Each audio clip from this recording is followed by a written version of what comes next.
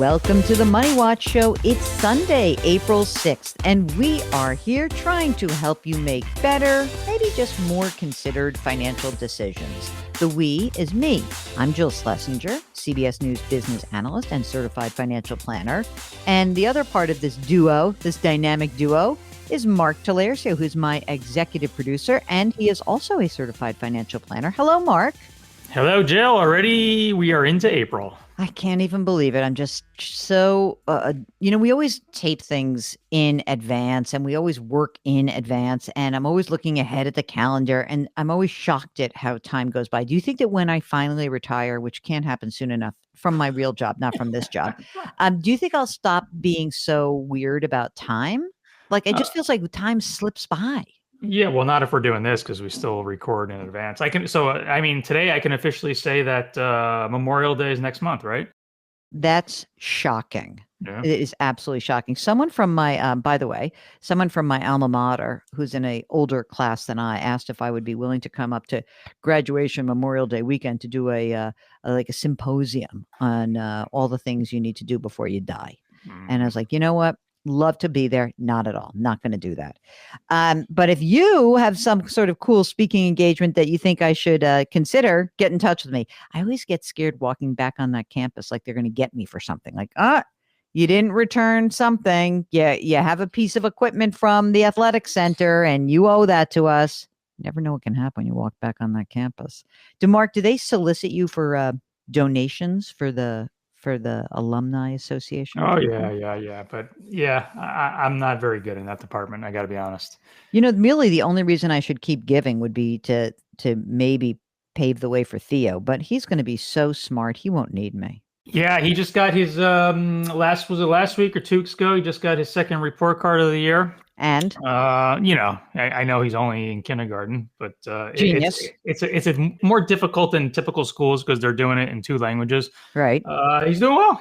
He's at the top of his class. Of course he is, and then he takes after his mother. That's right. That's exactly clearly right. Not you. No. How's his math? Basically, at this stage, they're doing 3 things. They're doing English, they're doing math, and then they're doing Mandarin. He ranks them in this order: English, Mandarin, math. I'd like to flip that. I'd like it to be math, Mandarin, English. So, let's see how we do with him. We'll, you know what? As soon as we kind of retrain him to start thinking about math and ways of like how many easy pass rides on the subway is this much, we can make it more palpable for him. Don't you think? Yeah, there's ways to teach it. If it becomes problematic, that'll be Amanda's area. That's her strength. What do you get to teach him? How to cook? Cook. We do a lot of Theo and I do a lot of reading. Okay, that's good. That's wonderful. All right, listen. Enough about us. Hey, if you're listening to this and you've got some ideas for Mark and Theo, who is turning 6, by the way, give us a holler. Go to JillOnMoney.com, click the contact us button, write us a note. And if you want to join us on the air, check the box. Mark does everything else. And of course, if you have an area that you want us to really focus on for this show, again, this is the Money Watch show where we are trying to go a little bit deeper into specific topics. So if there's something that you're thinking is really critical to you and you don't really understand it, an issue, a term, anything like that, get in touch with us. Just go to the website. Okay, today we are talking to Miss Vivien from Chicago. Oh, Vivien, before I let you get on the air with your stuff, I forgot to ask you, which team, White Sox or Cubs? I mean, for sure, Cubs. Absolutely. Wow. Yes. Okay. I know it's a real division in that city. I've been to both of those ballparks. A lot of fun. Lots of fun. A lot of eating I did in both of those parks. Okay, Vivien, what brings you to us? Well, I'm so happy to be with you guys. Thanks for starting the week off with me. I had reached out because I am, entering into my mid 40s, and I'm just looking to do a little bit of a financial health check, if you may, see if I'm on the right path. I've been doing the right things for kind of the first few chapters of my adulthood, and then if we are doing the right things for the next few. Great. So mid 40s, are you married, partnered, single? Married. And how old is your spouse? Also 44. 44. Kids? Yes. How We many? have a 9-year-old daughter. Are you both working full time? We are How much do you guys make together? 292,000. Wow. Look at you. Yeah, And are you both using retirement plans? we are. Tell me about Yes. those. What do you got?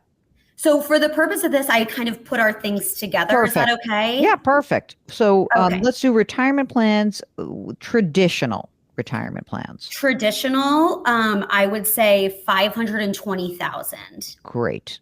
Okay. And what about Roth? 80,000. Okay. And any other investment accounts? Yes, we have Roth IRA with 203,000, a traditional rollover IRA of about 45,000. So it's roughly 900,000 for retirement that we have total together. That's awesome. The rollover, is there any reason why you should keep the rollover separate and not just roll it into one of the traditional retirement accounts right now? My retirement account is I'm currently 100% Roth at work. So you but don't even have a mine- traditional piece anymore, right? Right. Okay. Right. Okay, got it. With all these retirement savings accounts, do you have any non-retirement investments or investment accounts? We have a brokerage account, and it's not huge. It's around $38,000. Okay. What about college funds? We do. We have a 529 that has about $82,000 in it. Ooh, that's good. Money in the bank? Like boring money? Boring money. We have a high yield savings account for an emergency fund that has about 65,000. Mm-hmm. Regular checking and savings about 5,000. Great. And we have a HSA with about 4,000 in it. Okay. And do you guys own your home? We do. How much would you guess it's worth? About 710,000. All right. And do you have an outstanding mortgage? We do. About 350,000. What is the rate on that mortgage? 2.8. Mark, are you crying? Did I hear a whimper? I didn't hear a whimper. Mortgage envy. Mortgage envy, baby. Is that it for real estate? Are you one of these weirdo couples that has like 17 rental properties I should know about? No, we are pretty boring where it comes to that. Love boring. Speaking about boring and important, how about life insurance for you guys? We do have life insurance. I know you'll probably tell us we need more. Mhm. I think I have about $1 million, and my husband is about 500,000, 750,000. Okay. Can you buy more through work or not really? I could. What about estate documents? Are those all done? They're all done. Yay. Yes. Do you want to save for the kiddo to go to private or public? Are we going U of I or are we going, I don't know, Northwestern? I think that we are going to save for 100% of a public like U of I. Okay. And any other wrinkles in this plan? In other words, any idea about, I hate my job, I want to retire early, or we really want to sell our home and move to Kansas when the kid retires? Is there some lifelong goals that should be incorporated in this conversation? Yes, funny you should ask. Oh. No, I foresee us both working probably until I'd say 60, 62 or so at in regards to like our career per se. Yep. But we both would really love to be able to buy a property in Europe when we retire and maybe keep a small apartment in Chicago and then have a residence in Europe. Okay. Where are we going? Exactly. I knew you were going there, Mark. Where are we going? We're debating. We always think about it. My husband is Italian, so Italian American, not real Italian, but we love Italy, and so maybe like a little town in Tuscany, if you may. Oh, no one's ever done that. I mean, there's been like 3,000 movies made like this. Let's go somewhere more. Where else? Or maybe France. I've heard of that. That's an interesting country. Okay, no, just kidding. Yes. Any place that, but that's like a dream. It's not like, if possible, get the kid. In other words, you're not like, we're doing this, and if the kid wants, we're going to spend all the kid's money down. That's it. Like, No, in other it's words, a dream. It's a dream that we always think about, like, hey, what are we going to do in essentially 15, 20 years? Like, Right. what's our long-term plan? Do either of you have pensions that are available to you? Sadly, no. I know. It's so sad. No one understood the power of It's these not true. pensions. They both have pensions called Social Security. All right. Calm down. Yes. I have those numbers too. All Yes. right. Well, all right. So Social Security at your age 67. Are you guys both healthy? We are. Okay. So give me the 67 and the 70. My husband at 67 is 3,000. Mm-hmm. And at 70, he's 3,783. Okay. And what about you? And then at 67, I'm 4,100. That's right. My girl's the big earner. Yes, I'm the bigger earner. Mm-hmm. And at 70, 5,100. Okay. How's your cash flow? It's actually really good. That's something I wanted to talk to you a little bit about. We typically have like a surplus of around $3,000 every month. And where are you directing that right now? I'm kind of splitting it up. I do a little bit of, depending upon the situation, or if we, we're traveling or whatever that may be. But usually I put a part of it into our high yield savings account, a big chunk into our brokerage, and then some money into the 529. Every state's different. I'm just trying to get a sense of this when I talk to folks. If you look at, say, a University of Illinois and in-state, the cost per year, is it around, like in today's dollars, like 30 to 40? Yes. Okay. Yes. Okay. So we still have a ways to go, but we got to get more money in there if you really want to get it pumped up for 4 full years, right? Right. Okay. Mark, any other questions you have out there before you start giving your recommendations to Miss Vivien? No, I'm just curious. You said you're putting a big chunk every month into the high yield savings. Is there a particular goal or something, or a level that you're trying to get to? Well, I'm thinking at this point, we're going to need a new roof in a few years. And so just thinking a little bit about some like substantial home like necessities we'll need in the next few years. And I drive a zippy little Fiat, but she's almost 10. So I'm thinking I might want to get a new car in the next 1 to 2 years. Now, Mark, you're ready for Italy. Hold on a second. Mark, you know what Fiat stands for. I say this as married into an Italian American family. It stands for Fix It Again, Tony. Fix it again, Tony. That is what I think. So you're going to need a new car, some roof stuff, some home stuff. So how much money do you think you want to try to accumulate in that high yield savings account? Like, what do you think the number is? I know. And you know what's so funny? I know that everybody's like, you don't need that much cash. The only thing is we all learned some lessons with COVID. And so it's like 6 to 12 months of expenses, I guess, is important. Yeah. How much are you spending right now? We don't spend that much money. I mean, we spend, I'd say, I was talking to my husband about that this weekend. He thinks 8, I think 10. So we decided on 9. Okay. $9,000 a month. So, I guess, you want to have closer to $100,000 in the high yield savings is what you're telling me. But what about that brokerage account? What's in there? That's that 37. I mean, you have the $100,000 between brokerage and your high yield savings right now. Right. What's in that? What is the brokerage account like? What is that for? It's just for being smart, okay. Having some extra dough that's it's actually growing more than the 4% of my high yield savings. Which, by the way, isn't so bad, 4%. Mark, what do you think about Vivien's game plan so far as she's in her mid-40s? So far, it's great. Are you guys, you and your husband, you're both maxing out your retirement plans? I am maxing out my Roth every year. He is at 9% of a pre-tax. Because he doesn't have a Roth option? He does not have a Roth option. Between your salaries, how much is his? What's he making? I'm 200 and he's at 92. In your current plan, I know you're only using the Roth, but is there any way that you can put a tiny bit into a traditional and then we can just roll your $45,000 in there? Because that way, just to be clear, even if you just said, I'm putting, $22,000 in the Roth and do like $1,000 pre-tax, but just so I had it opened so that I could take the rollover, push it into your traditional 401k, and that would allow us to do a backdoor Roth for your husband. I don't even know if they have to, like, they could probably just roll it in right now as is.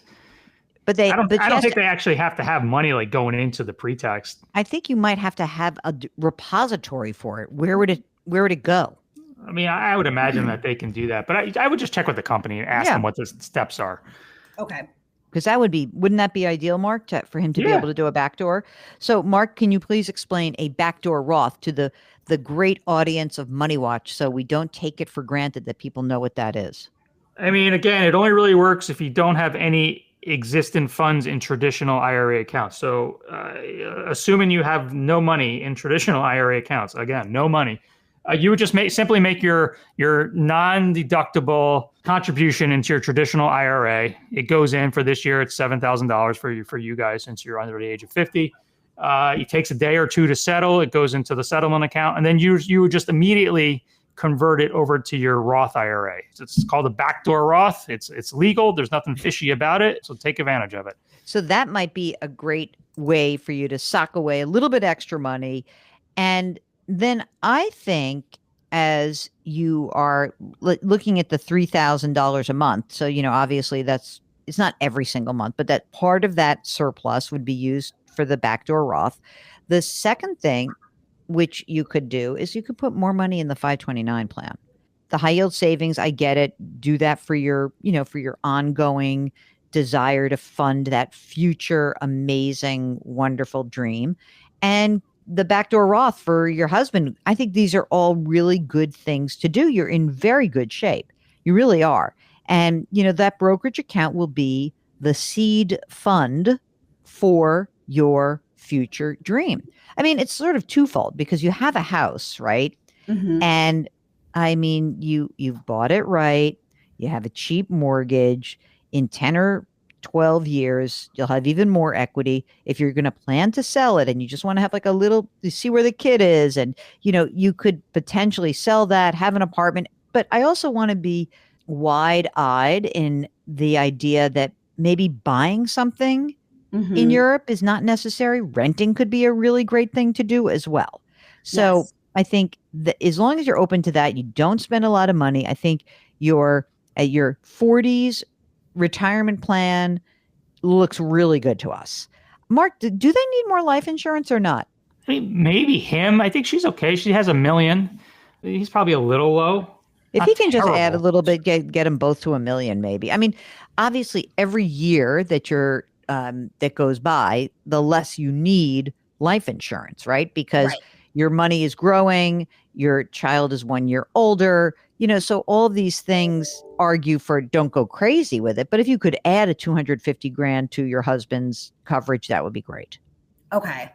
Oh, and in regards to doing that backdoor, I would have to convert those traditional IRAs that we have, correct? Well, no, that's what we're talking about. Instead of converting, what we want you to do is roll them into your current retirement plans. You have to see at your work, even though you're only using only using Roth, they have to have a traditional option. Okay. Yes. Can you roll whatever you have, the old rollover, into your traditional 401k? That would not count against you for the backdoor Roth.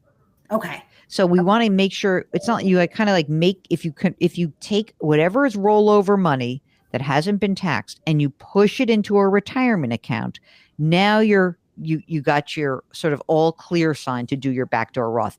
The thing is, if everyone listening, the reason why this is important is when you have money that's outside, that has not basically been taxed in a rollover or another IRA account, the government says, well, if you want to do a backdoor Roth, then you're subject to this extra rule that kind of whacks you a little bit, which is called the pro rata rule. And you just don't want to get involved in it. So we like to make those traditional assets disappear. The pro rata rule does not apply to employer sponsored retirement plans, only to IRAs. Make sense? It does. It does. So in regards to just kind of like an overall health check, are you thinking that we're on the right path for like 62? Is that too much of a dream? I mean, I think you are. I really do. I think you've got a lot of money saved. You are saving even more. You're going to get college behind you. I mean, the cool thing is that once the kid goes to school, then you're going to have tons of cash flow. I mean, presuming that she doesn't need ongoing support. But I mean, all of that money that's pouring into the 529 at some point gets redirected into the brokerage account. You're totally on track for, I would say probably 60 or 62, depending on what happens. And also, you're probably going to keep making more money. These limits will keep expanding. It doesn't seem like you go crazy with your spending. So I think you're in really good shape. You have a very reasonable cost of housing. So I think you're totally on track. Mark, don't you agree? Yeah, I just ran the numbers, and I just did until you guys were 60. So about another 15 years, you keep contributing what you're contributing, which I put in as, roughly $40,000 a year total. That's going to be $3.5 million at 60. Okay. And so we know that obviously your $9,000 a month would have to be inflated. It's going to be more money, but you're really doing a very good job. And guess what? This is a moment in time. We can retest these numbers in a year, in 2 years. You might get a new job and be like, hey, remember I told you I was making 200? I'm making 300. Or you might say, I hate my job and I'm going to make 100. So what do we do next? So for this moment, this little snapshot, it's like you go into the doctor and your health check, your financial health check looks really good. Let's keep monitoring it. But you're in really good shape. And you've done I think you've done a really good job. And so we give you 5 bells. We don't have bells, but you're doing great. Do you have any other questions for us? No, I think I'm good. I really appreciate your feedback. Oh, we are so delighted that you joined us. So if you are like Vivien, you're in your 40s, you got your game plan on, you're really rocking it, but you're nervous. Maybe you have other things that you want to do, or there are, some pressure that's coming at you. Give us a holler. Go to jillonmoney.com, click the contact us button, write us a note. And if you'd like to join us live, just check the little box. Mark does everything else. While you're on the website, sign up for the free weekly newsletter and check out our subscription service. It's called Jill on Money Live. That is where you have access to quarterly live webinars, bonus audio and video content, and our entire back catalog. All that for $45 for the next 12 months. What a deal. Check it out.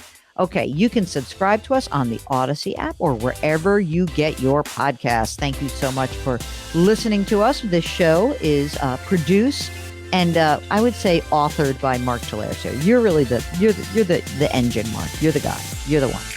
You're not taking any credit for that, huh? No. Okay. Mark is the co-host and executive producer and king of all things web. We drop our episodes on Saturdays and Sundays. Please leave us a rating and review wherever you listen. Try to lift someone up. Change your work, change your wealth, change your life. Thank you for listening. We'll talk to you next week.